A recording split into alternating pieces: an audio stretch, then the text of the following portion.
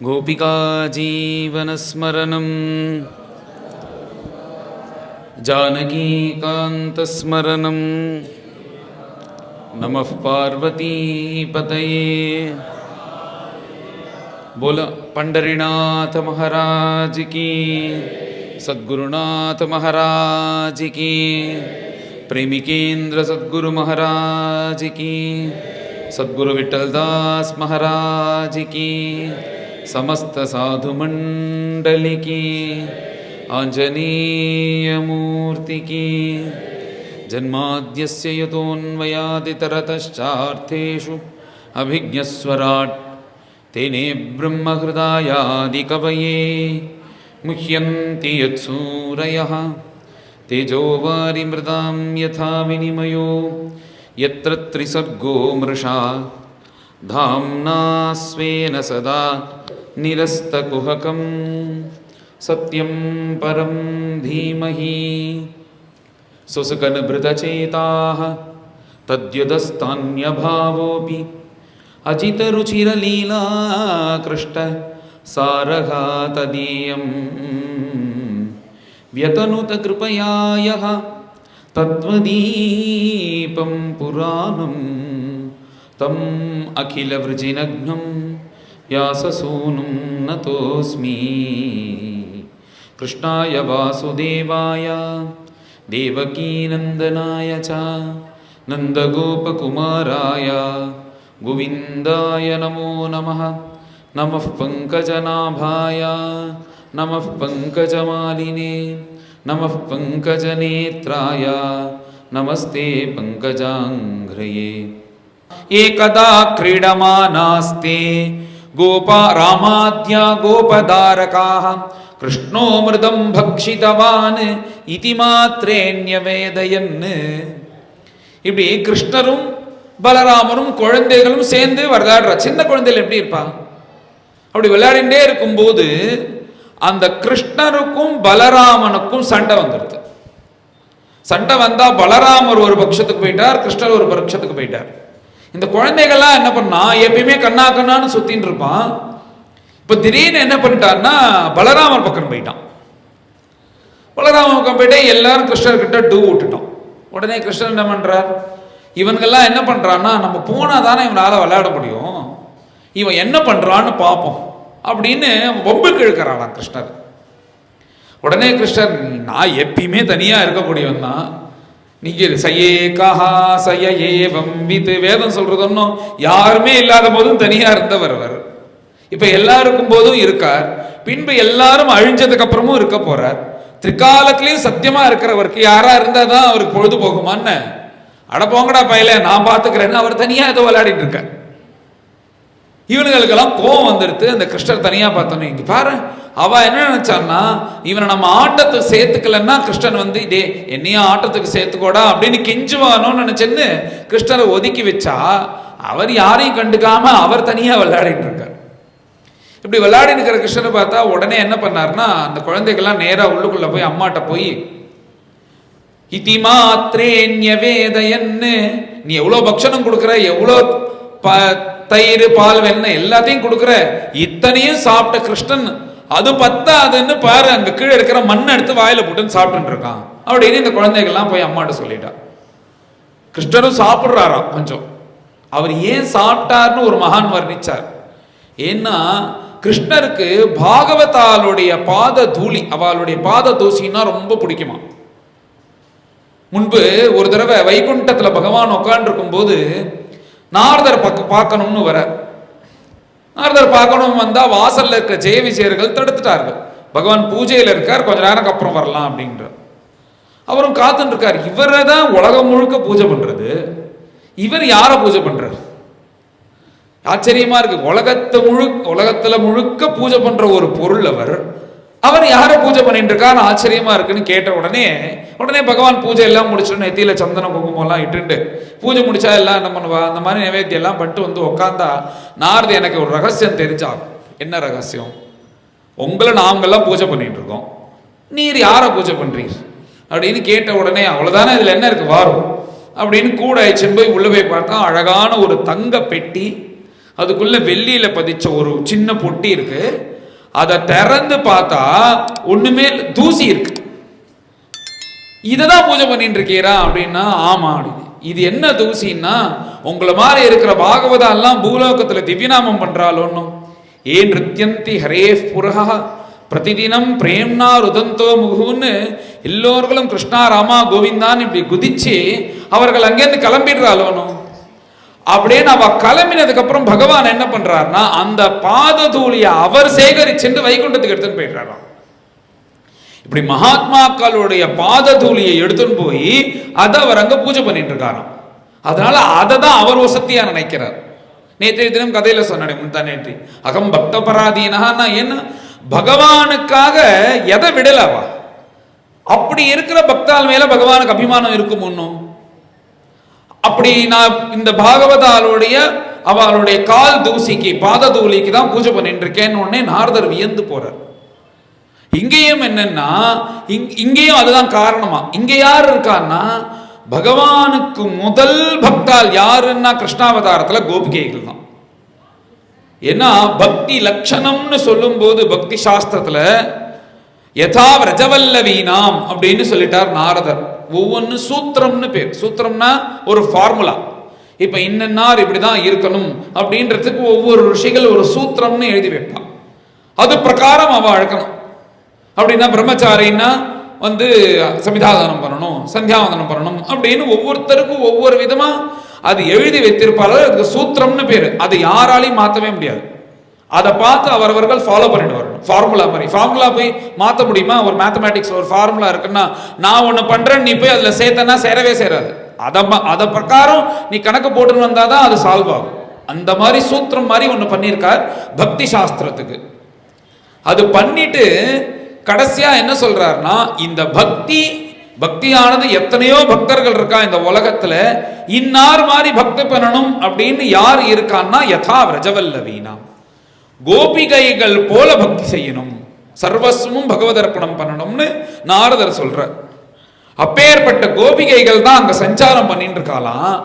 அந்த கோபிகைகளுடைய பாத தூளியை தான் சாப்பிடணும்னு ஆசைப்பட்டு கிருஷ்ணர் வாயில போட்டுக்கிறாராம் அப்படின்னு ஒரு கவி வர்ணிக்கிறார்.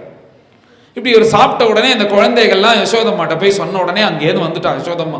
குழந்தை மண்ணு சாப்பிட்டதுன்னா அம்மாவுக்கு எப்படி இருக்கும்? அப்படியே பதட்டத்தோட கிட்டக்க அழிச்சுன்னு ஏண்டா உனக்கு இத்தனை பக்ஷணம் கொடுக்குறேன், இது பத்தாம இங்க கீழே கடை மண்ணையும் சேர்த்து திங்கணுமா அப்படின்னு சொல்லி காதை திருகுறா. காதை திரும்பி மண்ணை திம்பியா அப்படின்னு உடனே நாகம் பக்ஷிதவா நம்பா, அம்மா நான் மண்ணை திங்கவே இல்லம்மா அப்படின்ற. அவர் என்ன சொல்றாருன்னா, அவர் விதத்திலேருந்து சொல்றது உண்மை, நம்மளுக்கு பார்த்தா பொய் மாதிரி இருக்கும். அவர் என்ன சொல்றாரா, நான் மண்ணை திங்கவே இல்லை அப்படின்ற. மண்ணை திங்கலேன்னு என்ன அர்த்தம்னா, பகவானுடைய குக்ஷியில ஏற்கனவே ஏகப்பட்ட மண் இருக்கு. ஏன்னா இந்த உலகம் முழுக்க அவருடைய குக்ஷியில தான் இருக்கு அப்படின்னு எல்லா சாஸ்திரங்களும் சொல்றது. அப்படி ஏற்கனவே இருக்கிற வயத்துல இருக்கிற மண்ணு புதுசா நான் மண்ணை போட்டுதான் உண்டா? அத்தனை மண்ணு என் வயத்துல தான் இருக்கு. அப்ப புதுசா ஒன்று மண்ணு சாப்பிட்டது போல ஆகாதுன்றதுனால அவர் அந்த தத்துவத்துல சொல்றார், நான் புதுசா மண்ணு சாப்பிடலன்னு. இப்ப மண்ணு சாப்பிட்டியா இல்லையான்னா அது எப்படி தெரிஞ்சுக்கிறது? வாயை திறந்து காமி. வாயை திறந்த பாக்குறேன் கொஞ்சம் ஒட்டின்றதுன்னா நீ மண்ணு சாப்பிட்ட அப்படின்னு நான் பார்க்க வாயை திறக்க பார்க்கணும்னே நீ என் மேல என்ன நீ நம்பவே மாட்டியா அப்படின்னு கிருஷ்ணர் அம்மாட்ட கேட்கிற. உடனே நான் உன்னை நம்புவேன், ஆனா உன் அண்ணா இருக்கானே, குமாராஸ்தே அக்ரஜோப்யம், உன் அண்ணன் கூட சொல்றானே நீ சாப்பிட்ட அப்படின்னு. உடனே இந்த அவதாரத்துல அண்ணா எது சொன்னாலும் மீற மாட்டார். ஏன்னா ஏன்னா பதில் பண்றாராம். இதே லக்ஷ்மண சுவாமி தானே ராமாவதாரத்தில் அவதாரம் பண்ணினார். அவர் எப்படி பணிவிடை செஞ்சார்? 14 வருஷம் ராமர் காட்டுக்கு வந்தார், கஷ்டப்பட்டார்ன்றோம். அவருக்கு ஒரு கஷ்டமும் கிடையாது. 14 வருஷம் காட்டுக்கு வரார், பாத்துக்கிறதுக்கு மனைவி இருக்கா. லக்ஷ்மண சுவாமி மாதிரி ஒரு சேவகன் இருந்தானா என்ன கஷ்டம் வரும் யாருக்கு? 14 வருஷம் அவர் தூங்கவே இல்லை அண்ணாவை பார்த்துக்கணுன்றதுக்கா. 14 வருஷம் தூங்காம நாள் இருக்கு. ஒரு நாள் தூங்கலைன்னா அது 2 நாள் தூங்கி சரி பண்ண வேண்டியிருக்கு உடம்பு. அப்படி இருக்கு எல்லாருக்கும். 14 வருஷம் தூங்கல. அவர் காட்டுக்கு கிளம்பும் போது சொல்றார் லக்ஷ்மண சுவாமி ராமர்கிட்ட, அண்ணா நான் ஒரு 2 காலத்துல நான் உங்களுக்கு பணிவிடை செய்யணும், அதை நீங்க எனக்கு அனுகிரகம் பண்ணணும்னு உடனே ராமர் ஆச்சரியமா பார்க்கிறார். அது என்னப்பா 2 காலம்னு உடனே, நீங்க நன்னா விழிச்சுட்டு இருக்கும் போது நான் பணிவிடை செய்யணும், நீங்க தூங்கும் போதும் நான் பணிவிடை செய்யணும். ஒரு மனிதனால 2 தடவை பண்ண முடியும், இன்னும் விழிச்சுட்டு இருக்க முடியும், இல்ல தூங்க முடியும். இந்த 2 சமயத்திலையும் நான் தான் பண்ணுவேன் அப்படின்னு என்ன சொன்னார்னா, 24 மணி நேரமும் உங்களுக்கு பணிவிடை நான் தான் செய்வேன்னு கிளம்புறாராம். நல்ல குளிர் காலம், நல்ல குளிர் காலம். அந்த சித்திரகொண்டு பஞ்சவட்டியில் தங்கியிருக்கார். நார்த் இந்தியாவிலனா குளிர் எப்படி இருக்குன்னு தெரியுமே உங்களுக்கு. நம்ம ஊர்ல குளிர் அவ்வளவா இருக்காது, மேலே போக போக குளிர் ஜாஸ்தி. மலை பிரதேசம் வேற, நன்கு பனிக்காலம். அந்த பஞ்சவட்டி மலையில தங்கியிருக்கும் போது ராமர் உள்ள பர்ணசாலையில தங்கியிருக்கார். தங்கி இருந்து அவருக்கு என்ன பண்றாருன்னா, அவர் குளிரக்கூடாதுன்றதுக்காக லக்ஷ்மண சுவாமி என்ன பண்ணியிருக்காருன்னா, ஒரு குடில அமைச்சிருக்கார். அங்க அண்ணாவும் அண்ணியும் தூங்குறார். அதுக்கும் மேல குளிரக்கூடாதுன்றதுக்காக அங்கேருந்து இந்த ஓலைகள்லாம் எடுத்துன்னு வந்து, தென்னை மட்டையெல்லாம் எடுத்துன்னு வந்து அழகா ஃபுல்லா குளிரே தெரியாதபடிக்கு கதை கதை இருக்கிறது போல ஒரு பர்ணசாலையை அமைச்சிட்டார். ராத்திரியோட ராத்திரியா குளிரே தெரியல. ராமர் இப்படி நன்கு தூங்கிட்டு இருக்கார். அவர் எப்பயுமே சீக்கிரம் எழுந்துருவார் 4 மணிக்கு. இப்ப இன்னைக்கு என்ன ஆச்சுன்னா, இன்னும் கொஞ்சம் முன்பே எழுந்துட்டாராம். ஒரு 3-3:15 எழுந்துட்டு வெளில வந்து பார்த்தா அவர் உள்ள வந்து அவருக்கு கதை கதை நன்கு தூங்கிட்டு இருக்கார் ராமபிரான். கதவை தெளிண்டு வெளில வராரு பாருங்க, அந்த குளிர் தாங்கல, நடுக்கிறது. அங்க ஒரே ஒரு பர்ணசாலை தான் இருக்கு. உடனே ராமருக்கு கவலை வந்துடுது, நம்ம குழந்தை லக்ஷ்மணன் எங்க இருக்கான், நாம சௌக்கியமா இங்க தூங்கிட்டு இருக்கோமே, லக்ஷ்மண சுவாமி எங்க இருக்கான்னு இப்படி பார்க்கும் போது ஒரு மரம், அந்த மரத்தடியில இப்படி ஊனின வில்லை இப்படி கீழே அந்த அன்புக்கு அந்த வில்லு இருக்கு பார்த்தீங்களா, அதை அப்படி ஊனிட்டு அதுல கையை பிடிச்சிட்டு இப்படியே காவல் காத்து நின்றுட்டு இருக்காராம். பெய்யற பனி முழுக்க உடம்புல பட்டு அந்த சூட்டுல ஜலமா ஓடுறது கீழே. அப்படியே கண்ணை திறந்து பார்த்துட்டு இருக்காராம் காவலாளியா அண்ணாக்கு. உடனே நேரா வந்து அந்த வில்லை வாங்கி கீழே போட்டு உன்னை கட்டிண்டு, நான் உன்னை இப்படிலாம் பார்க்க சொன்னேனாடா, உன்ன மாதிரி ஒரு தம்பி உண்டா, நீ என்ன, உனக்கு என்ன தலையெழுத்து, நானும் ஒரே அப்பாவுக்கு தான் பிறந்தேன், நீயும் ஒரே அப்பாவுக்கு தானே பிறந்த. பொதுவாக அப்பாக்காக எல்லாரும் பண்ணிவிட செஞ்சிருவோம், அண்ணனுக்காக செய்வோமோ. நீ ஏதாவது இன்னைக்கு போய் பால் வாங்கிட்டு வாடான்னா, நேற்றுக்கு நான் போனல இன்னைக்கு அவனை அனுப்புன்னு தானே சொல்லுவோம். உலகத்தில் இருக்க அப்படிதானே இருப்பா. ஆனா லக்ஷ்மண சுவாமி அப்படியா இருந்தார், அப்பாவை விட நான் பெருசா நினைக்கிறார் ராமச்சந்திர பிரபுவை. உடனே சொல்றார், இந்த மாதிரி நீ ஒரே பையனுக்கு பிறந்த அப்பாவுக்கு பிறந்தவன் தானே, உனக்கு என்ன தலையெழுத்தா, நீ என்ன சேவகனா இதெல்லாம் செய்யணுமா, உன்ன மாதிரி ஒரு தம்பி உண்டா, இந்த உலகத்திலே நீ தான் வசத்தின்னு இப்படிலாம் கொண்டாடி பேசி கட்டி பிடிச்சிக்கிறார். உடனே அதுக்கு லக்ஷ்மண சுவாமி இந்த மாதிரி யாராவது சொன்னா ஆமான்னு ஒத்துக்கவே மாட்டா பெரியவாள்லாம். உடனே அதுக்கு லக்ஷ்மண சுவாமி சொல்றார், அண்ணா எனக்கு என்ன, நான் ஒரு பரதேசி, எங்க அம்மா எனக்கு என்ன ராஜ்யத்தையா வாங்கி வச்சா, எங்க எல்லா ராஜ்யத்தையும் வாங்கி வச்சு இதை பரிபாலனம் பண்ணு அப்படின்னு என்கிட்ட கொடுத்து இதெல்லாம் பண்ணுன்னா நான் பண்ணியிருப்பேன். எனக்கு காட்டில் இருக்கிறதும் ஒண்ணுதான், நாட்டில் இருக்கிறதும் ஒண்ணுதான். ஆனா அங்க இன்னொரு தம்பி இருக்கானே, அவன் யாருன்னா பரதன். அத்தனை இந்த பூமண்டலத்தில் முழுக்க பரிபாலனம் பண்ணக்கூடிய அத்தனை ராஜ்யத்தையும் அம்மா வாங்கி கொடுத்த போது எனக்கு வேண்டாம்னு சொல்லிட்டு இதே மாதிரியா அங்க ஒருத்தன் தபஸ் பண்ணிட்டு இருக்கான் பாருங்க. நான் வசத்தியா அவன் வசத்தியா அப்படின்னு அவர் என்ன பண்ணிட்டார்னா, தனக்கு வந்து அந்த புகழை டைவர்ட் பண்ணி விட்டுட்டார், ஏத்துக்க மாட்டார்.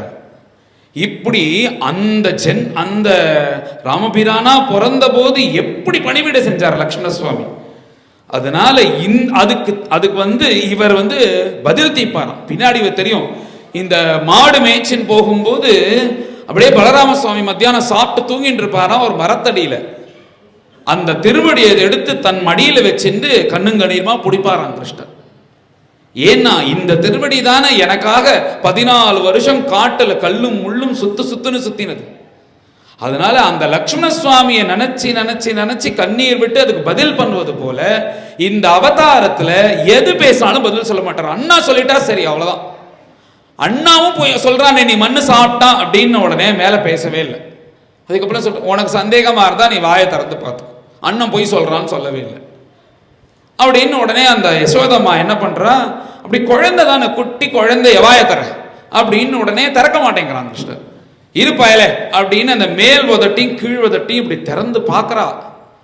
சாத்ரித்வீபாப்தி பூகோலம் சவாயுவக்னீந்து தாரகம். நம்மளால என்ன பார்க்க முடியும்? நம்மளால 8 திக்குல இருக்கிற இந்த பூமியை தானே பார்க்க முடியும். இப்ப நவீனமா நிறைய வசதிகள் வந்திருக்கு. இந்த டெலஸ்கோப் வச்சு அந்த கிரகங்கள் நட்சத்திரங்கள்லாம் கிட்ட இருக்கிறது போல பார்க்கிறோம். அவ்வளவுதான் நம்மளால முடியும். ஆனா பகவான் என்ன காமிக்கிறார்னா, இந்த திக்குனுடைய எல்லைகள் முழுக்க காமிக்கிறாராம். எவ்வளவு தூரம் இந்த பிரபஞ்சம் இருக்குன்னு பூமியை காமிக்கிறார். பூமி, நட்சத்திர மண்டலம், சூரிய மண்டலம், அடுத்த இருக்கிற இந்த இன்னொரு கேலக்சி எல்லாம், இந்த முழுக்க பிரபஞ்சத்தையும் காமிக்கிறாராம் அந்த வாய்க்குள்ள. மாய, பகவன் மாய. அதை பார்க்கறான், ஆச்சரியம் தாங்கல. அப்படி ஒரு பிரபஞ்சத்தை பார்க்கறான். அந்த பிரபஞ்சத்தில் ஒரு நம்மளுடைய சூரிய குடும்பம், அந்த சூரிய குடும்பத்தில் ஒரு பூமி, அந்த பூமியில் ஒரு பாரத தேசம், அந்த பாரத தேசத்தில் ஒரு உத்தரப்பிரதேசம், அதுல மதுரா நகரம், அதுல நந்தகோகுலம், அதுல ஒரு அரண்மனை. அந்த அரண்மனையில இந்த மாதிரி யசோதம்மா கிருஷ்ணரை திறந்து வாயில பார்க்கறாளாம். அதுக்குள்ளேயும் எத்தனையும் பார்க்கறான். இப்படி உலகத்துக்குள்ள உலகத்தை பார்க்கறான். இப்படி பார்த்தது கிம் சொப்ன ஏதத்து உத தேவமாயா. இது என்ன, இது தேவமாயா? எல்லாரும் சொல்றாளே நம்ம குழந்தை குழந்தை கிடையாது, இந்த குழந்தை சாட்சாத் வைகுண்டவாசின்னு சொல்றாளே, இப்ப புரிஞ்சிருது நம்மளுக்கு அப்படின்னு அம்மா என்ன பண்றாருன்னா மேல சரணாகதி பண்ணிடுவோம். ஒரு குழந்தையா இருக்கும்போது தானே அந்த குழந்தைய கொஞ்சம் முடியும். பிரபாவம், அவனுடைய யோக்கியத்தை அதெல்லாம் தெரிஞ்சிருத்துன்னா மேல குழந்தையா பார்க்க முடியுமா? ஒண்ணுமே தெரியாத என் மகன்னா தான் நம்ம அடிப்போம், திட்டுவோம், கொஞ்சுவோம். கடவுளே பிறந்திருக்காருன்னு தெரிஞ்சதுக்கு அப்புறம் நடுங்காத அவனை தொடர்றதுக்கு. அதனால மேல தெரிஞ்சிருத்து சரணாகதி பண்ணணும்னு தீர்மானம் பண்ணிட்டா யசோதம்மா. தீர்மானம் பண்ணின உடனே இப்ப கவலை பகவானுக்கு வந்துருது. அவரே ஏங்கி போயிட்டாரா வைகுண்டத்துல உட்காந்து. எல்லாரும் வரா, ஸ்தோத்திரம் பண்றா, நான் வரன் கொடுக்க வேண்டியிருக்கு, வரிசையா ஜெகத் சிருஷ்டிலேன்னு ஆரம்பிச்சு என்ன பகவான் பகவான் பகவான் ஸ்தோத்திரம் பண்றா. எனக்கு யாராவது கார்த்தால எழுந்துண்டா முதல்ல பல் தேய்ச்சி விடணும், பால் கொடுக்கணும், அப்புறம் என்ன குளிப்பாட்டி விடணும், ட்ரெஸ் மாத்தி விடணும், அன்னி வேலைக்கு என்னை யாராவது பார்த்துக்கணும், என்ன கொஞ்சணும். என்ன கொஞ்சறதுக்கு யாருமே இல்லை. கொஞ்சரா பகவான் பகவான் ஸ்தோத்திரம் பண்றாளே தவிர அம்மா கொஞ்சது போல யாரும் கொஞ்சல. அதுக்கு ஏங்கி தான் கிருஷ்ணாவதாரமா பிறக்கிறாராம். அந்த பாக்கியத்தை யசோதம்மா கொடுக்கிறார். இப்ப யசோதம்மா கிட்டே அந்த கொஞ்சலை எதிர்பார்த்துன்னு தானே உட்காந்துருக்காரு. இப்பயும் இந்த யசோதம்மாவும் எல்லாரும் போல ஸ்தோத்திரம் பண்ண ஆரம்பிச்சிட்டான்னா அவருக்கு அந்த சுகம் கிடைக்காது ஒன்னும். உடனே பகவான் தன்னுடைய சக்தியை வச்சுட்டு அவ பார்த்த ஏதோ ஒன்று பார்த்தான்னு ஞாபகம் இருக்கு, எதை பார்த்தானே மறக்க பண்ணிடு. இப்ப அடுத்த க்ஷணம் என்னாச்சுன்னா, நீங்க எல்லாம் சும்மா இருக்கடா, என் குழந்தைய ஒன்றும் சொல்லாது அப்படின்னு மடியில தூக்கி வச்சுன்னு பால் கொடுக்க ஆரம்பிச்சிட்டான். இதுக்கு ஆசைப்பட்டு தானே வைகுண்டவாசியா வந்தார்.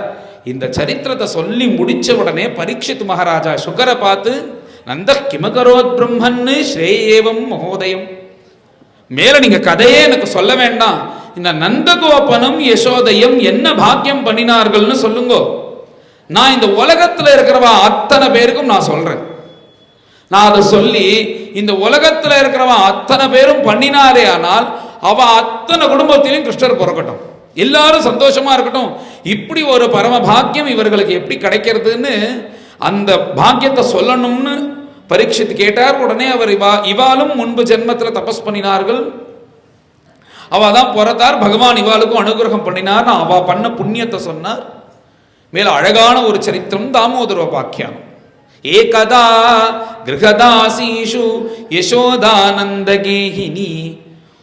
அவ என்ன பண்ணுவாள்னா, அங்க கார்த்தால எல்லாரும் சீக்கிரம் எழுந்துருவான். எழுந்துட்டா முதல்ல என்னன்னா ஸ்நானம் பண்ணி உயர்ந்த வஸ்திரத்தை கட்டிண்டு முதல் வேலையே என்னன்னா அந்த ஏடை போட்டு வெண்ணெய் கிடையாது தான் அவளுக்கு முதல் வேலையே. அவ எல்லாருமே அது ஒரு எக்ஸசைஸ் மாதிரி பண்றான்.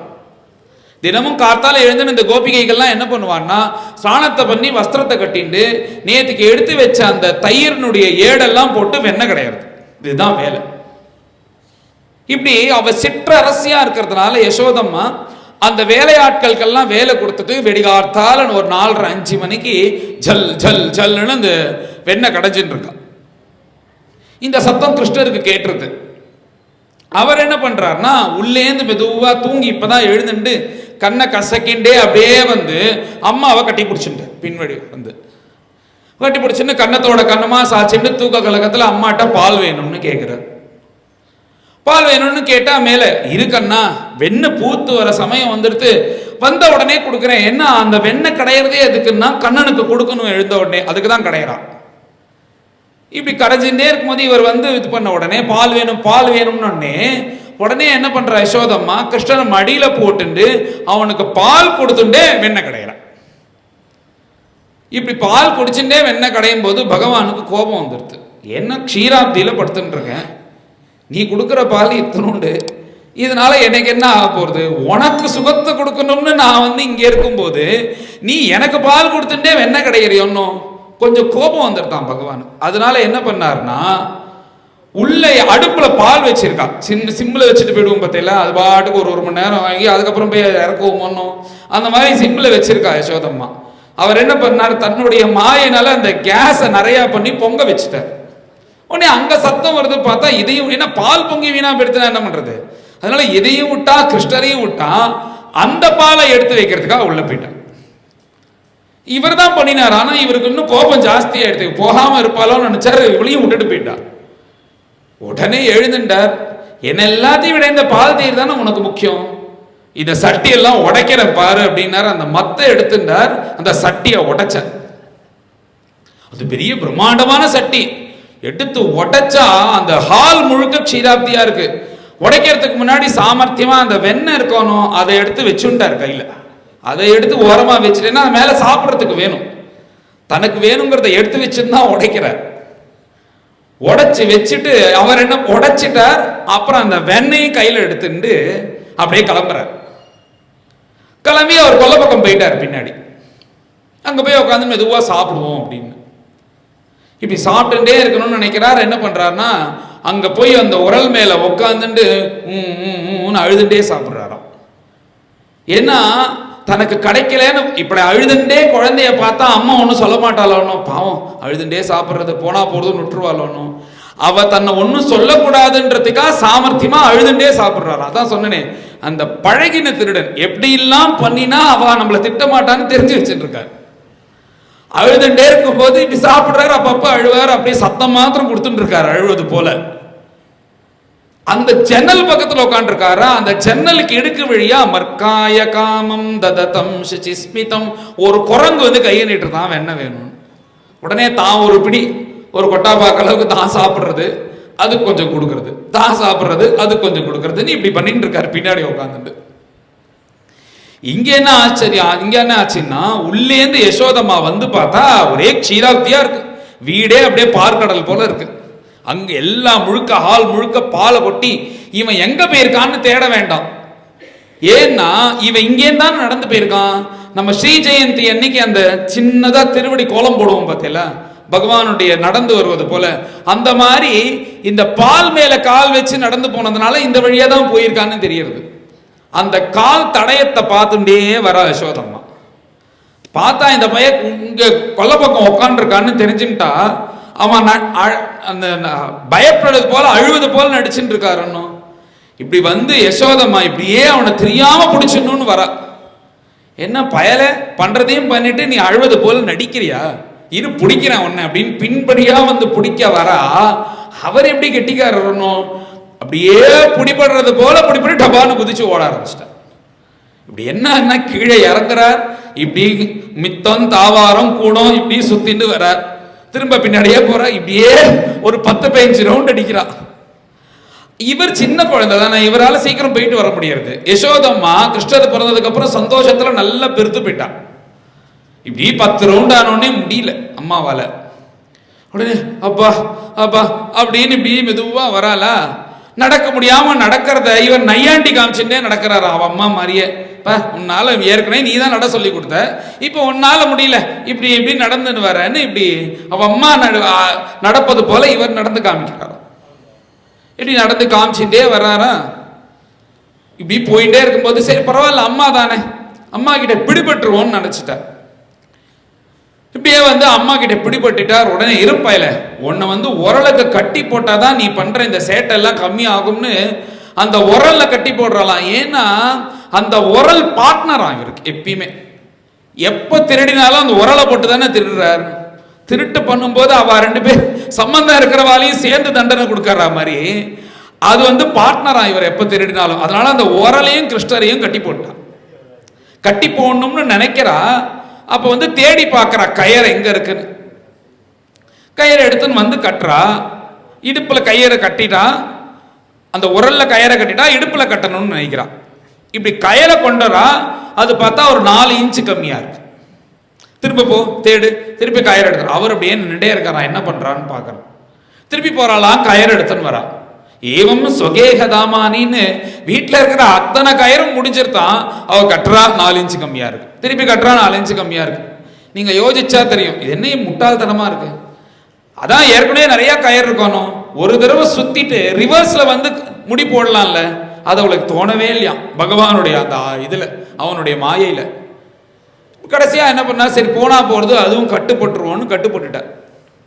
நீங்க இரு, நான் போய் வேலை பார்க்கறேன் அப்படின்ன உடனே அந்த அம்மா அங்கேருந்து கிளம்பிட்டான், யசோதம்மா. இவர் வந்து இப்படியே இருந்துன்றதை எவ்வளவு நேரம் தான் உட்கார்ந்துருக்க முடியும்? அந்த உரலை அதை நிமித்தி வச்சாதான் ரொம்ப வெயிட்டா இருக்கும், அதை தூக்க முடியாது. அதை அப்படியே கவுத்துட்டோன்னு வச்சுக்கோங்க, ஒரு வீல் மாதிரி ஆயிடும். இவர் என்ன பண்றார், அப்படியே அதை கவுத்து போட்டுட்டார். கவுத்து போட்டா ஒரு வீல் மாதிரி ஆயிடுத்து. இப்படியே அதை இழுத்துட்டே ரோட்டுக்கு வந்துட்டார். ரோட்டுக்கு வந்தா அந்த பசங்கள்லாம் பார்க்கலாம், சீமாச்சு, சோக கிருஷ்ணன், சீதாமா, அவெல்லாம் வந்தா அவங்க நல்லா வேணும், விஷமம் பண்றியோன்னு உங்க அம்மா கட்டி போட்டாலும் வேணும் அப்படின்னா. இல்ல என்னடா கட்டி போடுறது, எங்க அம்மா என்ன கட்டி போடுவாளா? நான் ரொம்ப நாளா நினைச்சுட்டு இருக்கேன் இந்த மாதிரி ஒரு விளையாட்டு விளையாட முடியுமான்னு. அது நல்ல ஒர்க் அவுட் ஆயிடுச்சு. இன்னைக்கு பாரு, நான் ஓடுறேன் பின்னாடி கிடுக்கிடுன்னு வருது பாரு இந்த உரல். ஆமா நன்னா இருக்கேன் இந்த விளையாட்டுன்னு எல்லா வீட்டுக்கு போனா, அவன் இடுப்புல கயிறை கட்டினா, அவன் வீட்டுல இருக்கிற உரலை கட்டிட்டு எல்லா பையலும் டயர் ஓட்டுறது போல ஓட்டின்னு இருக்கான் அங்க. இவர் பண்றது எப்படின்னா, ஒரு ட்ரெண்டை கிரியேட் பண்றாரா இவரே, இதுதான் ட்ரெண்டுன்ற மாதிரி. இப்படி இருந்துட்டே இருக்கும்போது எல்லாரும் இந்த டயர் ஓட்டின்னு போற மாதிரி அவன் இடுப்புல அந்த கயிறை கட்டி இந்த உரலை இழுத்துன்னு ரோடு முழுக்க சுத்தின்னு வந்துட்டு இருக்கான். அப்படி சுத்தின்னு வரும்போது அந்த நந்தகோபனுடைய அரண்மனைக்கு வாசல்ல 2 மருத மரம் பெருசா இருக்கு. பகவான் என்ன பண்றாருன்னா, அந்த 2 மருத மரத்துக்கு இடுக்குல தான் நடந்து வர. நடந்து வந்துட்டு அது என்னன்னா, அந்த உரல் திரும்ப வரமாட்டேங்கிறது அந்த மரத்துக்கு இடுக்குல. அது என்ன பண்ணிடுதுன்னா, அந்த உரலானது அந்த மரத்துக்கு இடுக்குல மாட்டின்னு இருக்கு. அப்படி மாட்டின போது பகவான் என்ன பண்றாருன்னா, தம் கட்டி இழுக்கிறார். அப்படி இழுக்கும் போது என்ன ஆச்சரியம், ஒரு மனிதனால இழுத்தா அந்த மரம் கீழ் விழுமோ, நம்ம இடுப்பு வேணா உடையும், மரத்துக்கு என்ன தெம்பு இருக்கும்?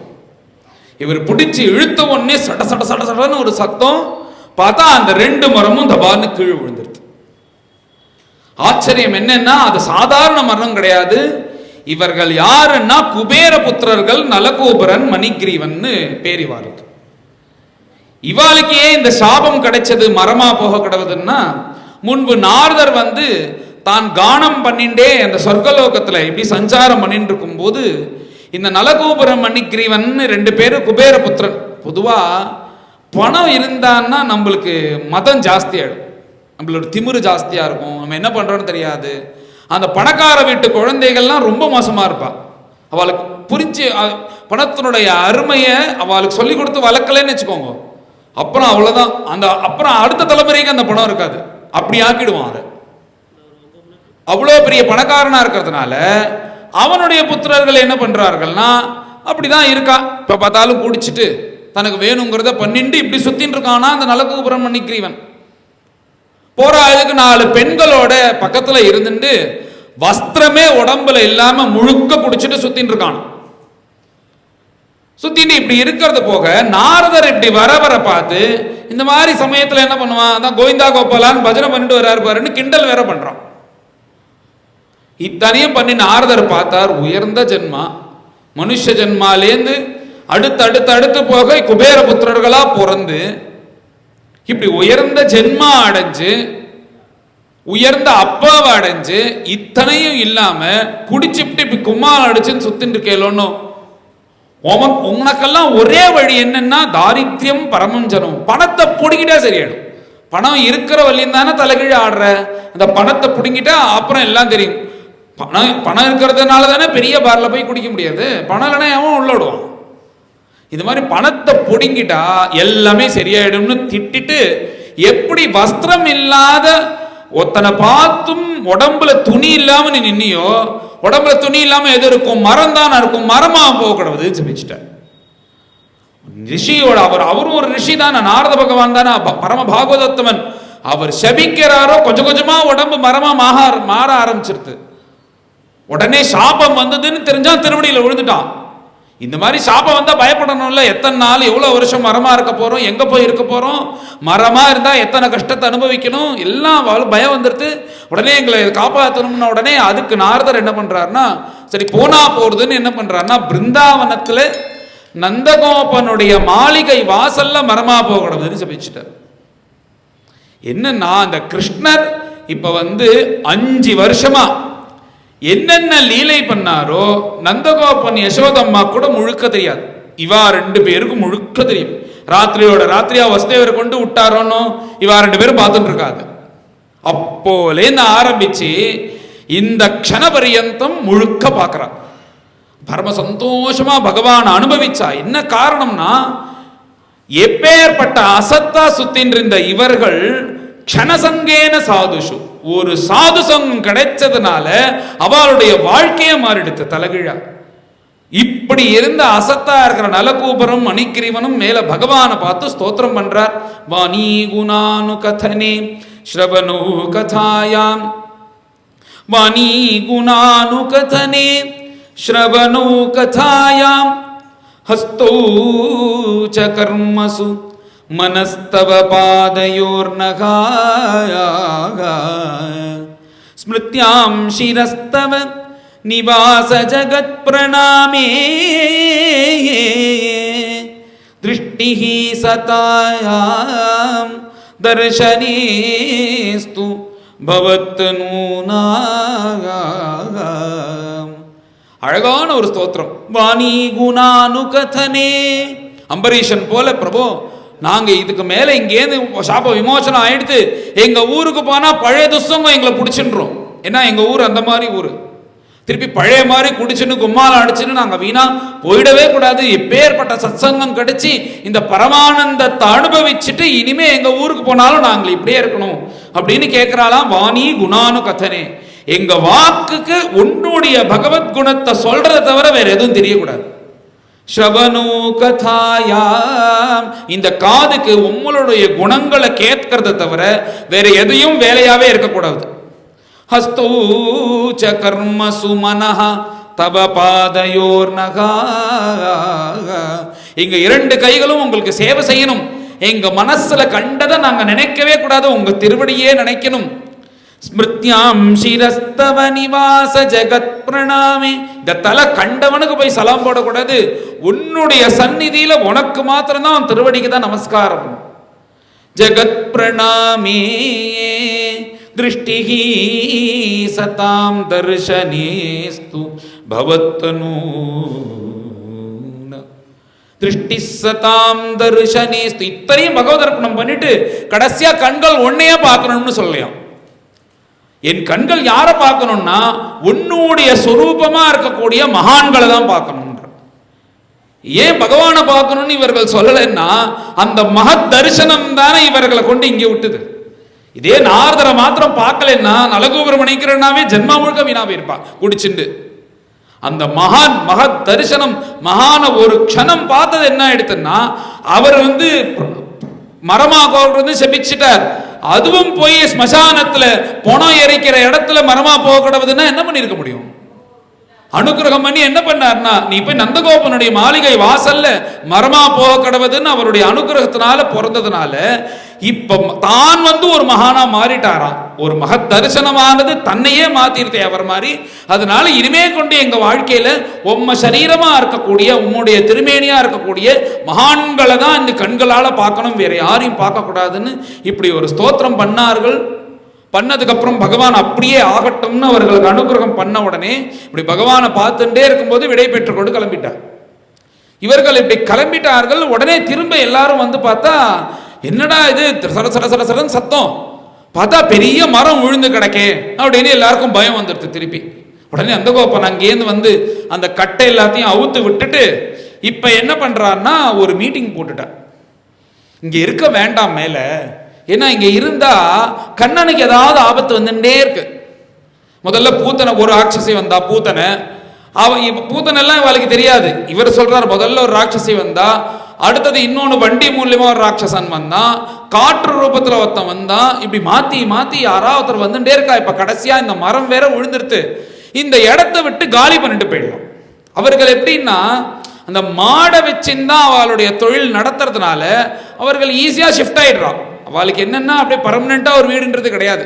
அப்படியே வண்டி மாதிரி ஒரு வீட்டை கட்டிட்டு சின்னதா ஒரு இடத்த ரெடி பண்ணிட்டு உடனே கிளம்பி போயிடுவான். அந்த மாதிரி இருக்கிறதுனால இவர் என்ன சொல்றாருன்னா, கோவர்தனம் இருக்கு, கோவர்தனம்னு ஒரு மலை, அது ஒட்டினது போல கொஞ்சம் தூரத்துல பிருந்தாவனம்னு ஒரு காடு இருக்கு. மாடு வச்சுட்டு இருக்கிறவன சிட்டிக்குள்ள வாழ முடியுமான்னு மாட்டை வச்சுட்டு, மாடு மேயறதுக்கு இடம் வேணுமோ, அதனால அந்த காட்டுல எதேஷ்டமான மாடை மேய்க்கலாம். நம்ம எந்த இதுவும் கிடையாது, அங்க பச்சை பச்சேன்னு அத்தனை மரங்களும் இருக்கு, நல்ல யமுனை கரை, வேணுங்கிற ஜலமும் கிடைக்கிறது, விவசாயமும் பண்ண முடியும், அத்தனைக்கும் சௌக்கியமான இருக்கணும் பிருந்தாவனம், அங்க போயிடலாம் அப்படின்னு உடனே எல்லாரும் சாது சாது சந்தோஷம்னு எல்லாரும் ஏகோபிச்சு சொல்லிட்டாரு. உடனே எல்லாருக்கும் பரம சந்தோஷம்.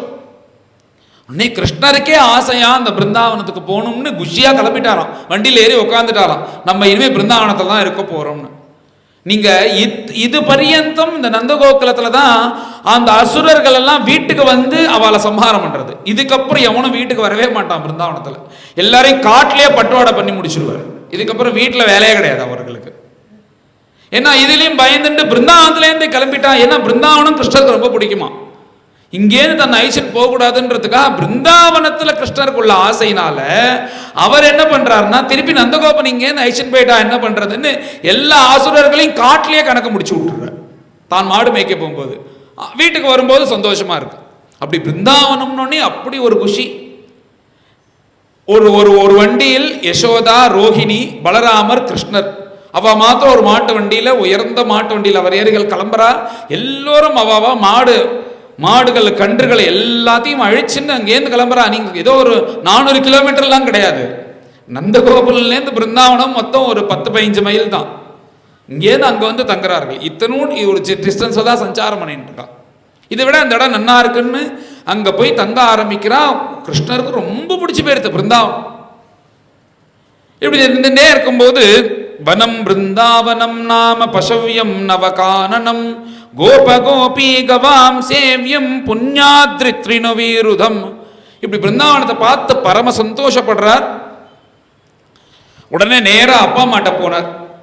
எனக்கு படிப்புலாம் வராது, நீங்க வந்து ஸ்கூல்ல சேர்த்து நான் படிச்சு நான் ஒழுங்கா மார்க் வாங்காம நீ என்ன பண்ணுவ, நீ மாடு மேய்க்கதான் லாய்க்குன்னு என்ன திட்ட போற, அதுக்கு நான் முதல்லயே மாடு மேய்க்கிறேன். ஸ்கூலுக்கு போய் திட்டு வாங்கி மார்க் வாங்காம இல்லை, மாடு மேய்க்கிறேன்.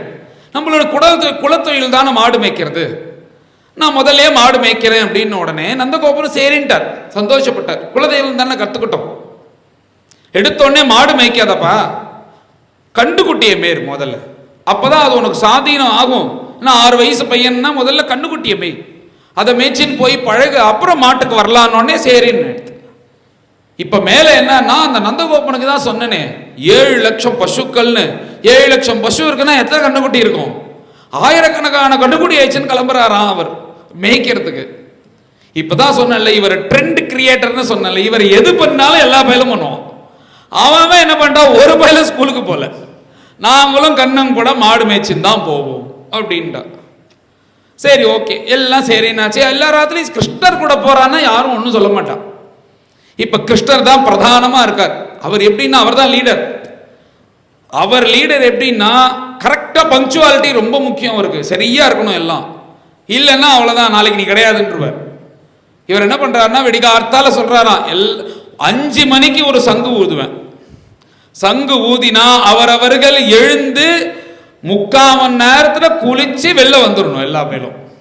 இன்னொரு சிக்னல் கொடுப்பேன், அதுக்குள்ள சாப்பிட்டுட்டு இன்னொரு 1 மணி நேரத்துல வேணுங்கிறத கையில எடுத்துட்டு எல்லா கண்ணுக்குட்டியும் வீட்டு வாசலுக்கு வந்துடணும். இதை வந்து டைமுக்கு எவன் பண்ணலையோ மறுநாளைக்கு அவன் கிடையாது அப்படின்ட்டு. இவர்களுக்கு என்னன்னா, அங்க போய் மாடு மேய்க்கிறதுன்னா என்னன்னா, மாடு பாட்டுக்கு மேய்ஞ்சிட்டு இருக்கும். இப்ப ஒவ்வொருத்தரும் பார்த்து விளையாடிட்டு இருப்பா, ஏதோ ஒன்று பண்ணுவா, என்ன பண்ணுவான்றதெல்லாம் பின்னாடி இருக்கும். இப்படி ஜாலியா குஷியா தானே மாடு மேய்க்க போறா, அதனால எல்லாருக்கும் உற்சாகம். அதனால வந்துட்டு அவர் என்ன பண்ணுவார்னா, அந்த மாட்டு கொம்புலயே ஒரு சங்கம் மாதிரி ஒன்று பண்ணி வச்சிருக்காரு, சங்கு. அதை எடுத்து பூன்னு ஒரு ஊதுவார், சிக்னல் அதுதான் சங்கு ஊதுவது போல. 5 மணிக்கு பெல் அடிச்சாச்சுரா, கிளம்புங்கடா எல்லாரும் அப்படின்னு அவன் கிளம்பி கிருஷ்ணர் சொல்வது போல எல்லாரும் சித்தமாயிட்டா அப்படி கிளம்புறார்கள்.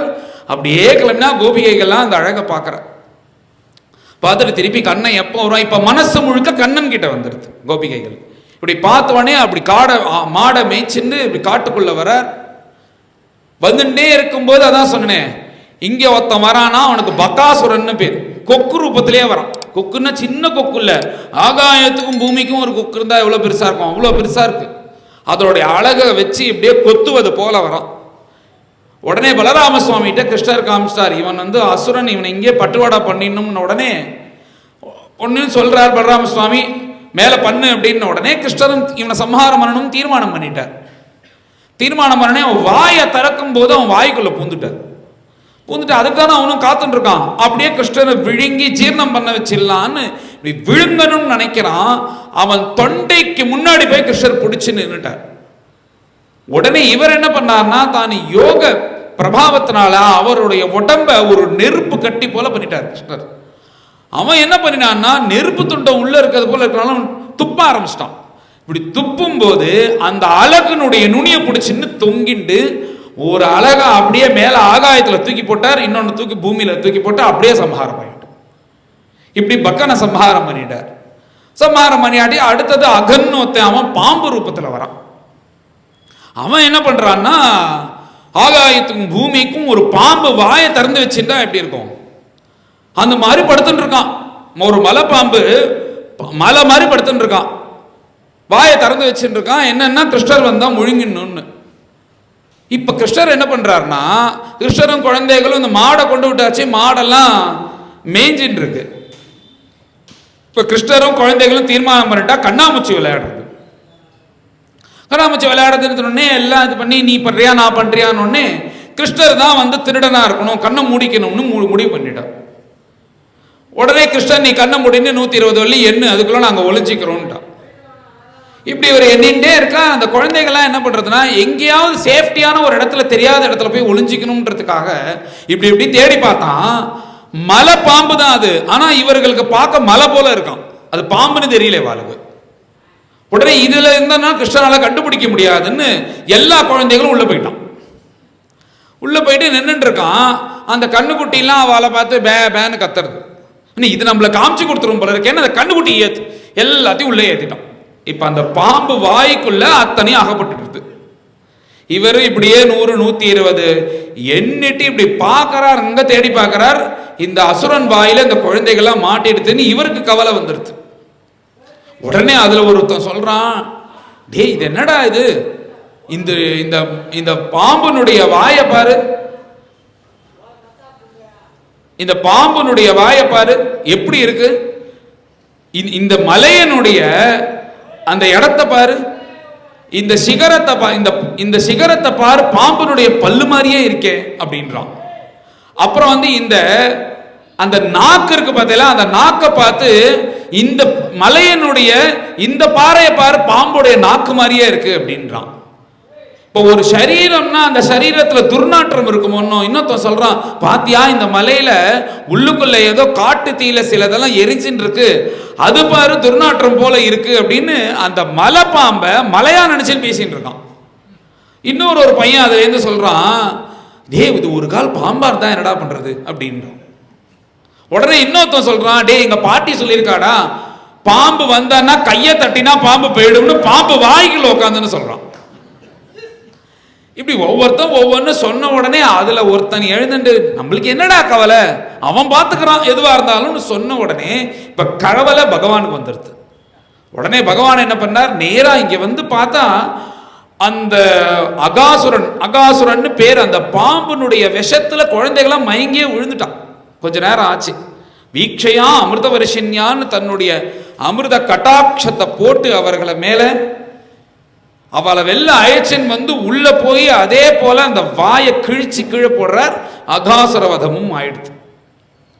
இவர்கள் என்ன பண்ணுவார்கள்னா, அன்னன்னைக்கு யார சம்ஹாரம் பண்ணினாரோ அந்த கதைய சாயந்தரமா போய் அவ அம்மாட்ட சொல்லிடுவான், கோபிகைகள்ட்ட எல்லாம் சொல்லுவா, இந்த மாதிரி போனோம் மாடு மேய்ச்சி. அவளும் வெயிட் காத்துன்னு இருப்பான். இப்போ சாயந்தரம் என்ன கதை சொல்ல போறாருன்னு இப்போ முன்னாடி சொல்லி வச்சிடலாம். நாளைக்கு அம்பரீஷ் சரித்திரம், நாளைக்கு கிருஷ்ணலீலன்னு, இந்த கதையா அந்த கதையா நம்ம யோசிச்சுன்னு உட்காந்துருப்போம்ல. இந்த கோபிகைகள்லாம் உட்காந்துருப்பாலாம். இன்னைக்கு குழந்தை எல்லாம் என்ன கதை சொல்ல போறான்னு காத்துட்டு இருப்பாங்க. இன்னைக்கு பக்கன்னு ஒருத்தன் வந்தம்மா கொக்கு ரூபத்தில் அவனை கிருஷ்ணன் காப்பாத்தினான்னு சொல்லுவான். அந்த மாதிரி டெய்லி ஒன்று சொல்லும்போது சாயந்தரம் வந்து சொல்றார்கள். இந்த கதையை இவர்கள் 1 வருஷத்துக்கு அப்புறம் சொல்றாங்க. இப்போ இன்னைக்கு நடந்தா வீட்டுக்கு போனா இன்னைக்கு தானே சொல்லணும். ஏன் 1 வருஷத்துக்கு அப்புறம் சொல்றாருன்னா, இவா போறதே 1 வருஷத்துக்கு அப்புறம் தான் வீட்டுக்கு போறாளாம். ஏன்னா ஏதன் மத்தியில ஒரு லீலை நடக்கிறது. இப்படி இந்த அகாசுரனை சம்ஹாரம் பண்ணியாச்சு. உடனே பகவான் என்ன பண்றார், ரொம்ப பசிக்கிறது. பசிச்ச உடனே அவர் என்ன பண்றாரு, எல்லாரும் வாங்கடா உட்காந்து சாப்பிடுவோம் அப்படின்னு உடனே எல்லாரும் வந்துட்டான். அவங்களுக்கு பாதி தான் ஞாபகம் இருக்கு, பாதி ஞாபகம் இல்லை. பகவான் மாய. சரி சாப்பிடலாம் அப்படின்ன உடனே என்ன சொல்லிட்டான்னா, பகவான் முன்னாடியே சொல்லி வச்சுட்டார், இன்னைக்கு அவாவா வீட்டில் எது வசதியான அவ அம்மா பண்ணுவாளோ அதை எடுத்துன்னு வரணும். இல்லை ஒருத்தர் இட்லி, ஒருத்தர் தோசை, ஒருத்தர் அது, ஒருத்தர் சேவை, ஒவ்வொருத்தரும் எடுத்துன்னு வரா. அது வச்சுன்னு சாப்பிடணும்னு நினைக்கிறான். கிருஷ்ணனும் எடுத்துன்னு வரணுமோ. அவள் வீட்டில் டாப் மோஸ்டாக எது பண்ணுவான்னா தயிரிஞ்சாதம். அவருக்கு அதுதான் ரொம்ப பிடிக்கணும், தயிரிஞ்சாதம். அவள் அம்மா இப்போ நம்ம வீட்டில் தயிரிஞ்சாத மாதிரி கஞ்சி பதத்தில் சோத்தை வெடித்து கொஞ்சம் மோரை போட்டு இதை போட்டு உப்பு போட்டு கொடுக்க மாட்டா. அவள் அம்மா அழகாக சாதத்தை வெடித்து அதில் ஒரு வெண்ணெய் போட்டு ஏடை போட்டு ஏதோ அப்படி தேயிற தெளிச்சு அப்படி ஒரு காஸ்ட்லியான ஒரு தயிரிஞ்சாதத்தை கொடுத்துட்ருக்கா. அவன் அந்த காலத்தில் என்ன டிஃபன் டப்பாவான்னு அந்த காலத்துலலாம் அப்படியே இந்த சோத்து மூட்டை மாதிரி கட்டின்னு வந்திருக்காள். ஒன்றும் எல்லாரும் உட்காந்து சாப்பிட்டான். உடனே நான் கிருஷ்ணன் பக்கத்தில் உட்காந்துப்பேன், நான் கிருஷ்ணன் பக்கத்தில் உட்காந்துப்பேன்னு ஒவ்வொருத்தன் சண்டை போடுறான். உடனே பகவான் பார்த்தாரு, நீ ஒரு சரீரத்தை வச்சு நீ எல்லா பேர்லையும் எப்படி உட்காந்துக்கிறதுன்னு எல்லாரும் எழுந்துக்க சொல்லிட்டார். எழுந்துட்டு எல்லாரும் ரவுண்டா நில்லுங்க அப்படின்ட்டார். ரவுண்டா நின்னா நடுப்புறா அவர் நின்றுட்டார். உடனே இவர் என்ன சொல்றாருன்னா, இந்த பாரு யாருக்கிட்டேந்தும் அளந்தேல்னா எல்லார்கிட்டேருந்து ஒரே டிஸ்டன்ஸ் தான், எல்லார் பக்கத்துலையும் நான் இருக்கேன் அப்படின்ட்டு.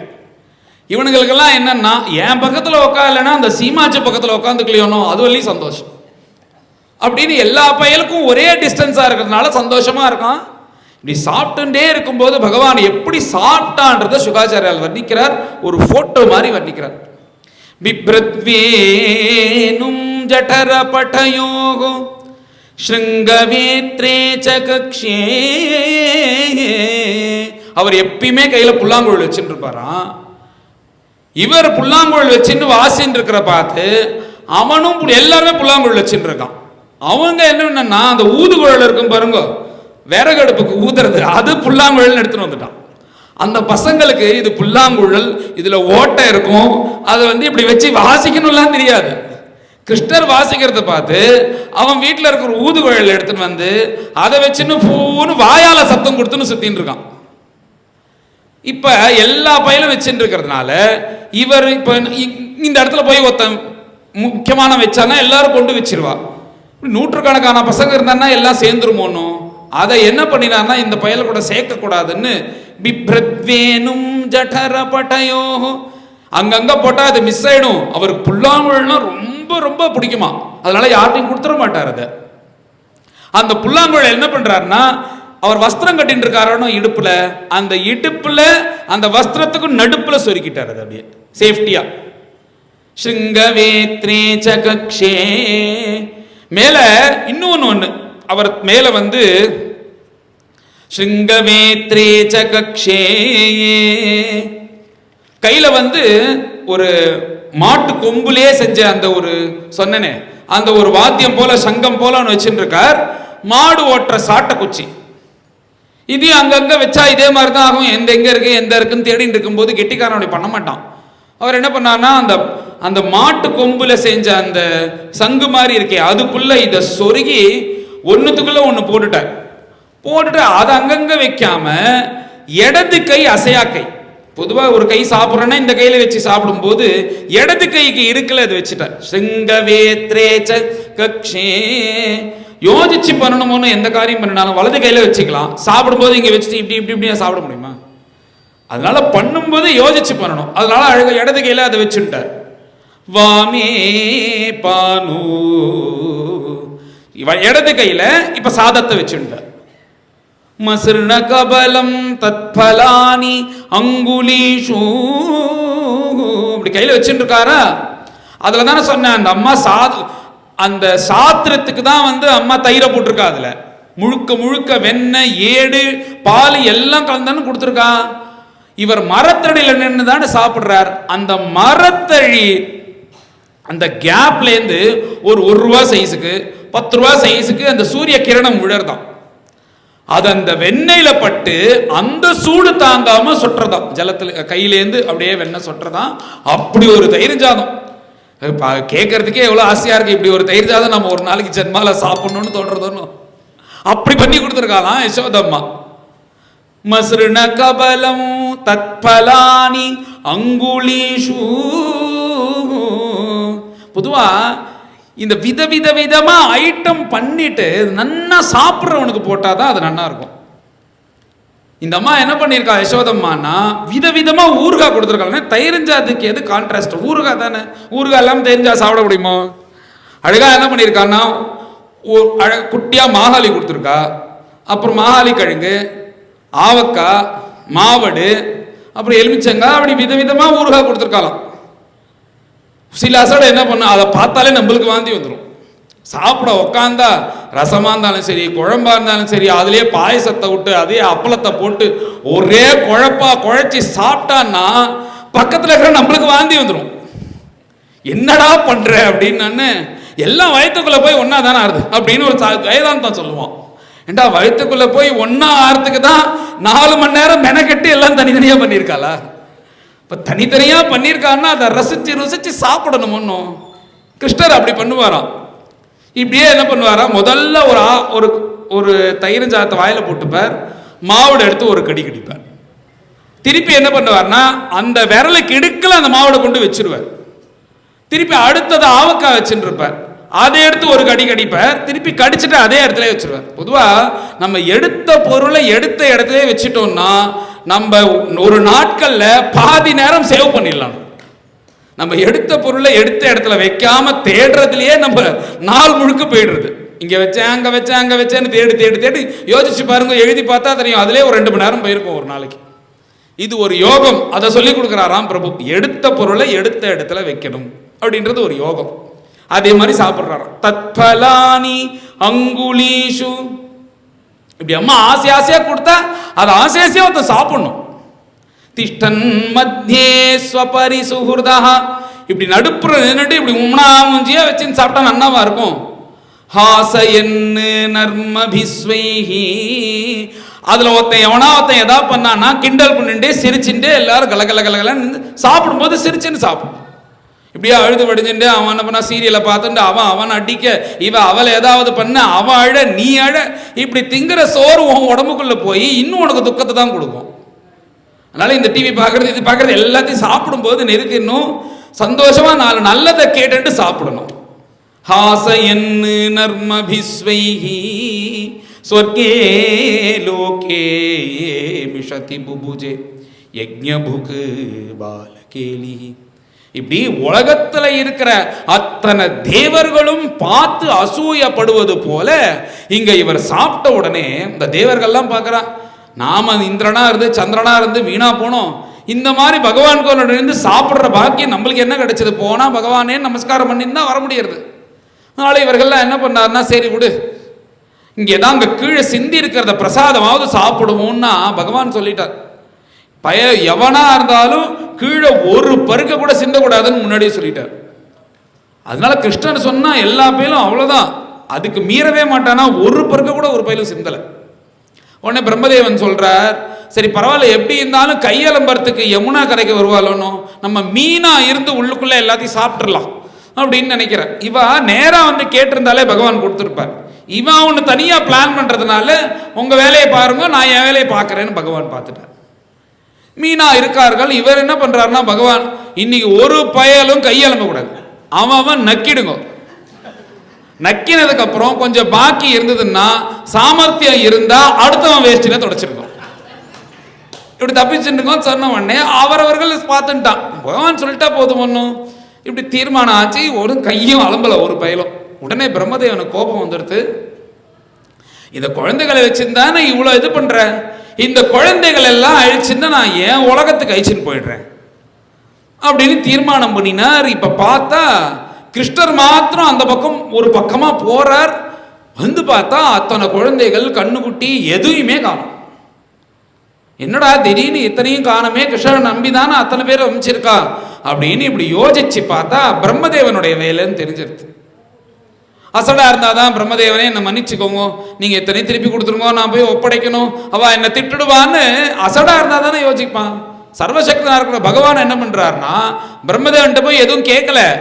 அத்தனை குழந்தைகளாகவும் அத்தனை கண்ணுக்குட்டியாகவும் அந்த கண்ணுக்குட்டி போட்டு இருக்கிற அந்த சங்காவும் குழந்தை கையில வச்சுருக்கிற சாட்டையாகவும் அவன் கட்டின்னு இருக்கிற பௌபீனமாகவும் கோமணமாகவும் பகவானே மாறிட்டாராம். மொத்தமா அத்தனையாவும் பகவான் மாறிட்டார். எப்படின்னா குள்ளமா இருந்தா ஒருத்தன் குள்ளம், சேப்பா இருந்தா சேப்பா இருந்தா சேப்பமா இருந்த பையன் ஒருத்தன் சேப்பு, கருப்பா இருந்தா ஒருத்தன் இப்படி இப்படி பண்ணினானா அவனை மாதிரி யாரார், ஒருத்தன் இழுத்து இழுத்து நடக்கிறான் அவனை மாதிரி, ஒரு கண்ணுக்குட்டி இழுத்து இழுத்து நடக்கிறது அந்த மாதிரி மாறுறார், ஒரு கண்ணுக்குட்டி வெள்ளையா இருக்கு, ஒரு கண்ணுக்குட்டி கருப்பா இருக்கு. இப்படி எத்தனை குணங்கள் உண்டோ அத்தனையும் பகவான் எடுத்துட்டு என்ன ஆச்சரியம்னா பகவானாகிற சாட்டையால பகவானாகிற கண்ணுக்குட்டிய பகவானே ஓட்டின்னு வராராம் பிருந்தாவனத்துக்கு. இப்படி ஓட்டின்டே வராரா. அப்படி ஓட்டின்னு வந்தா என்ன ஆச்சரியம்னா அதே பகவானே பகவானாகிய கயிறை வச்சுன்னு இந்த பகவானாகிய கண்ணுக்குட்டிய கொட்டையில போய் கட்டுறார், கொட்டைக்கால போய் கட்டிடுறார்.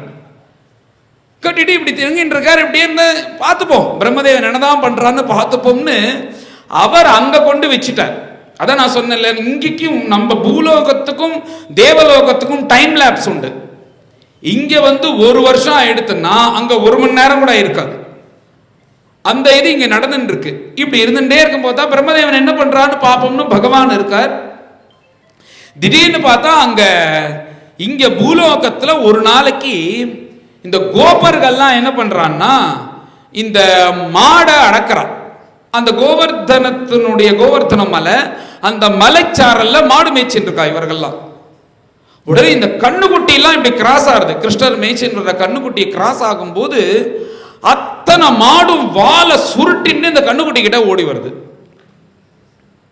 இவர்கள் தடுத்து பார்க்கிறார்கள். அந்த மாடெல்லாம் அவர்களுக்கெல்லாம் அடங்குற மாதிரி இல்லை.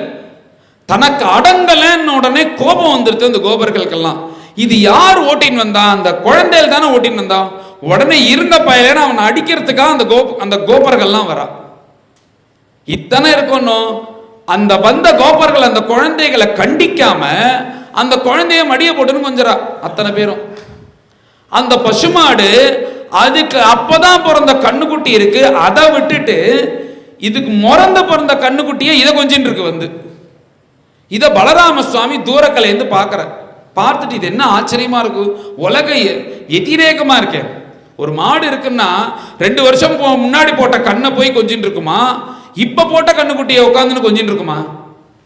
தப்பு பண்ண குழந்தைகளை அப்பா கண்டிப்பாரா இல்ல மடியில வச்சுன்னு கொஞ்சுவாரா? இப்படி எல்லாம் நடக்கிறது என்ன ஆச்சரியம்னு பலராம சுவாமி கிருஷ்ணர்கிட்ட கேட்ட உடனே கிருஷ்ணர் இப்ப பாரு அப்படின்றார். பார்த்தா அத்தனையும் கிருஷ்ணரா காட்சி கொடு. இப்படி இருந்த உடனே பலராம சுவாமி கிருஷ்ணர்கிட்ட கேட்கிறானா, கிருஷ்ணா இது எவ்வளவு நாளா நடக்கிறது அப்படின்னா, இது இது பர்யந்தம் 361 நாள், இன்னியோட சேர்த்து இன்னும் 4 வருஷம் இருக்கு, 1 வருஷம் 4 நாள் இருக்கு, 1 வருஷம் முடியன்றார். அப்ப 1 வருஷமா இப்படிதான் நடந்துட்டு இருக்கான்னா ஆமான்றார் கிருஷ்ணர்.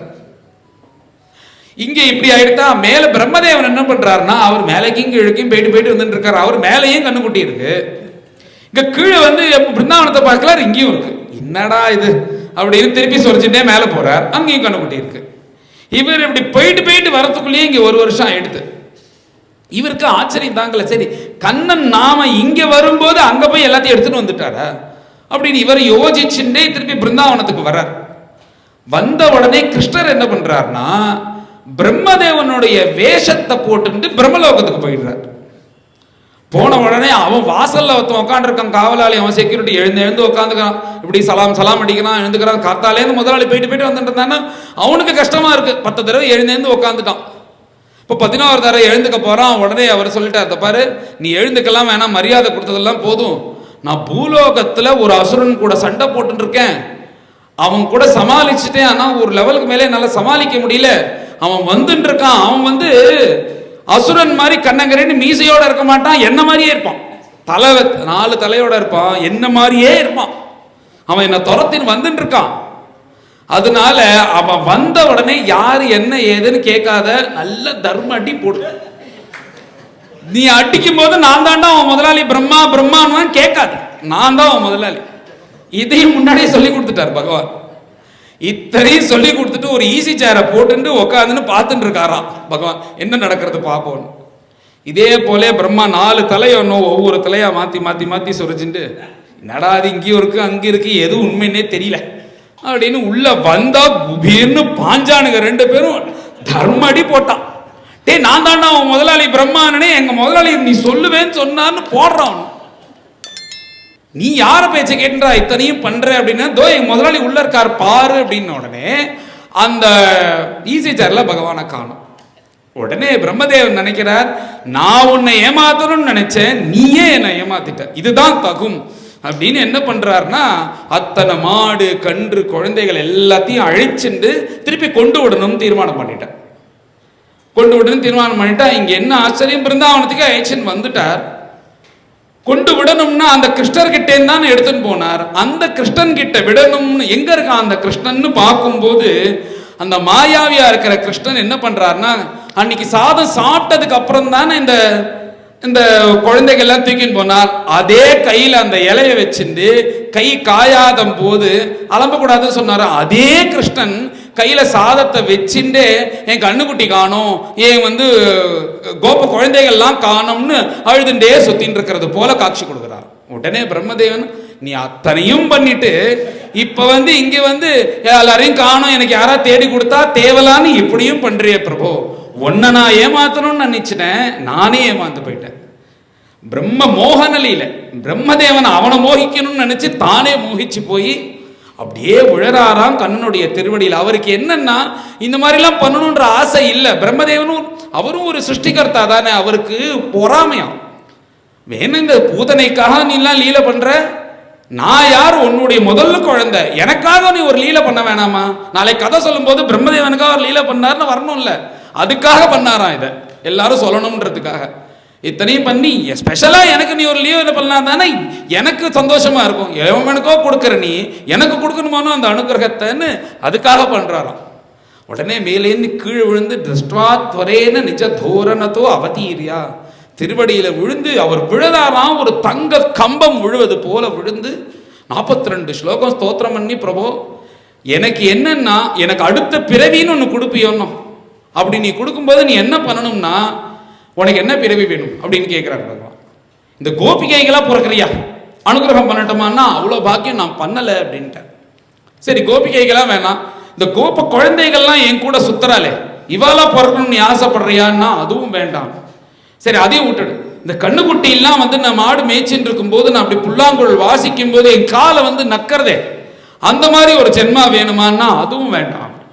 சரி என்னதான் வேணும்னா, இந்த பிருந்தாவனத்துல எதுக்குமே உபயோகப்படாத ஒரு ஜீவன் இருக்குமோன்னு, அந்த ஜீவனுடைய திருவடி தூளிய கிடைக்கிறது போல ஒரு ஜென்மா கொடு போதும் எனக்கு அப்படின்னு பிரம்மதேவன் கண்ணும் கண்ணீருமா பிரார்த்திச்சுன்னு, அகோபாக்கியம் அகோபாக்கியம் நந்தகோப விரஜகுசாம், இவர்கள் பண்ணின புண்ணியம் இந்த உலகத்துல யாருமே பண்ணல, அதுதான் எனக்கு தோன்றது அப்படின்னு சொல்லிட்டு பகவானுக்கு ஸ்தோத்திரம் பண்ணிட்டு இவர் பிரம்மன் கிளம்பிட்டார்.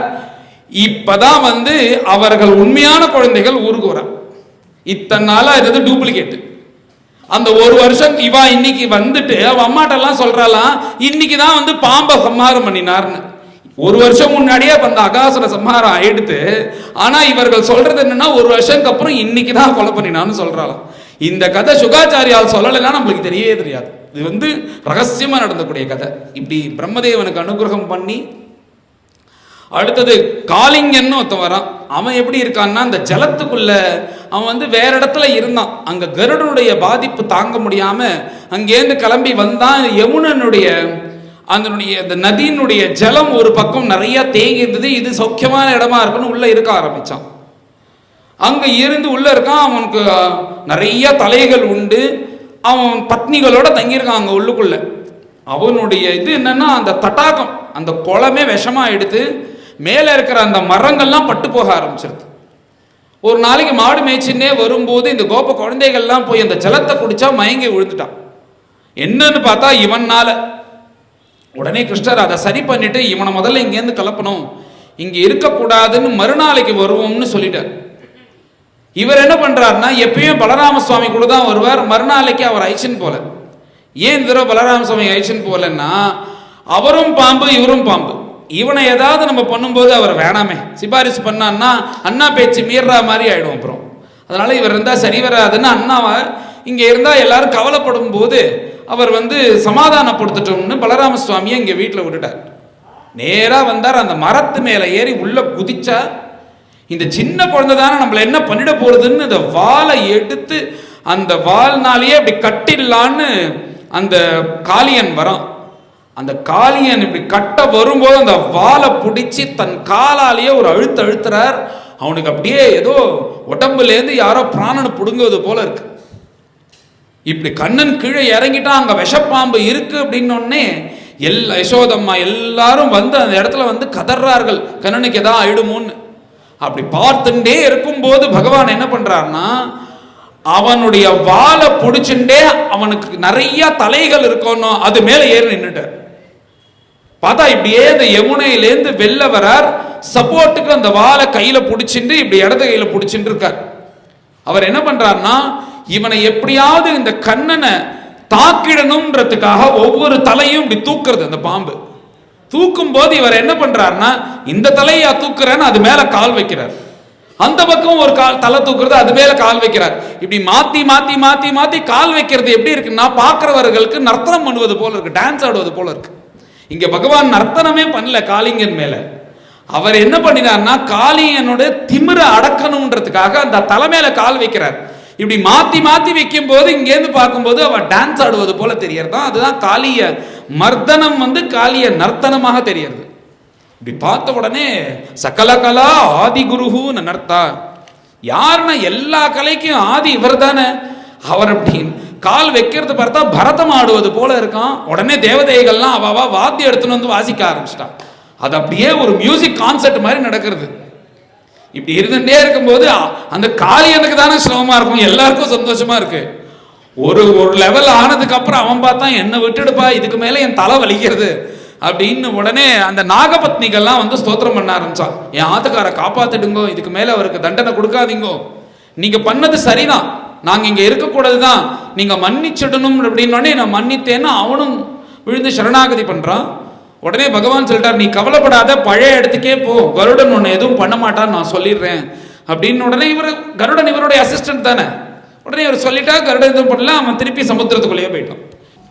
அனந்தராமாக்கியமகி பிரணீதம் ஸ்தோத்ரம் படேத்யஸ்து நரஸ்திரிகாலம் வாதாலயேஷஸ்ய கிருபாபலேன லபேத சர்வாணி ச மங்களானி. நாராயண நாராயண நாராயண நாராயண நாராயண நாராயண நாராயண நாராயண நாராயண நாராயண நாராயண நாராயண நாராயண நாராயண நாராயண நாராயண. கோபிகா ஜீவனஸ்மரணம் ஜானகீகாந்தஸ்மரணம். நமः பார்வதீபதயே. पंडरीनाथ भगवान की, वृंदावन विहारी लाल की, सद्गुरुनाथ महाराज की, सद्गुरु विठलदास महाराज की, समस्त साधु मंडल की, आंजनेय मूर्ति की.